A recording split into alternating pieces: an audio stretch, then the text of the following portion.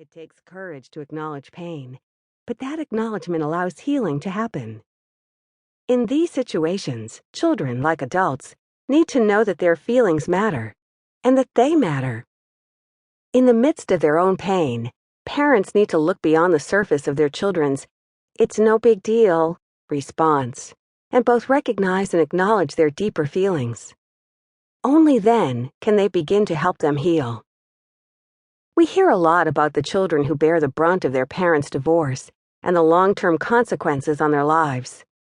We all know sad stories of children who have struggled through divorce at great cost to them. But we don't hear enough about the success stories of children who come through the process with resilience, thanks to the support and guidance of loving, conscientious parents. This is not because these children don't exist, but because their stories have not been told yet, or often enough, with sufficient detail about the essential ingredients for their success. This book is about the Jessicas of the world and the parents who work hard so that their children come through divorce stronger on the other side. It is ultimately a book about success and love. Where it all began, for me. Early in my career, I worked in a school-based mental health program, providing early intervention and support to children with adjustment problems. Teachers referred children to me for several reasons: their difficulty concentrating, their anxiety-ridden withdrawn behavior that kept them from participating in class, or angry disruptive behavior that kept them, and sometimes their classmates, from succeeding in school.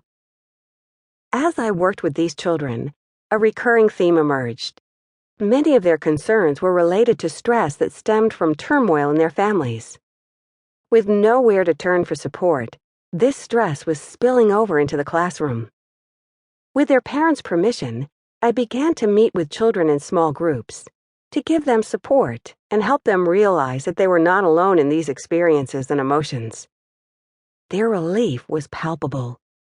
The sense of camaraderie and mutual support that began to develop in the groups made me realize that what these children needed was a safe, supportive environment to share experiences, discover they were not alone, and learn skills to cope effectively with the challenges they faced.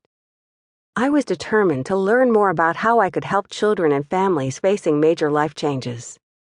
So I undertook a doctoral program in clinical psychology. My mentor, the late Emery Cowan, was a pioneer in community psychology and the promotion of wellness in children. When it came time to develop a dissertation topic, my thoughts went immediately to the children I had worked with in the schools. Indeed, I remember their names, their faces, and their courage to this day. It was the early 1980s. Divorce rates were skyrocketing, and millions of children were affected. Newly married with 4 stepchildren, I also had compelling personal reasons to help children who had undergone big transitions in the wake of their parents' divorce. What was needed, I reasoned, was a model that could be repeated with not just one group of children, but thousands. Schools would be the ideal setting for such preventive programs, first because children view them as a second home, and second, because through schools, the program could reach large numbers of children in need, free of charge. It all seemed like a good idea to a young, idealistic, newbie psychologist. But not so much to the first few school administrators to whom I proposed the idea. The concept was relatively untried. There were no programs like this in the area, and only 1 or 2 nationally. Some administrators feared, understandably, that parents might have negative reactions. After a few rejections, my dissertation committee became concerned about whether I would ever get enough schools, children, parents, and teachers to cooperate. I, too, began to have doubts. After a particularly discouraging day of rejections and obstacles, I told my stepson Scott, "I just don't think this idea to start a support program for kids is going to work. I might as well just give it up and find an easier dissertation project." Our beloved son, only 15 but wise beyond his years, still remembered the pain from his parents' divorce. "Don't give up, JoAnne," he said.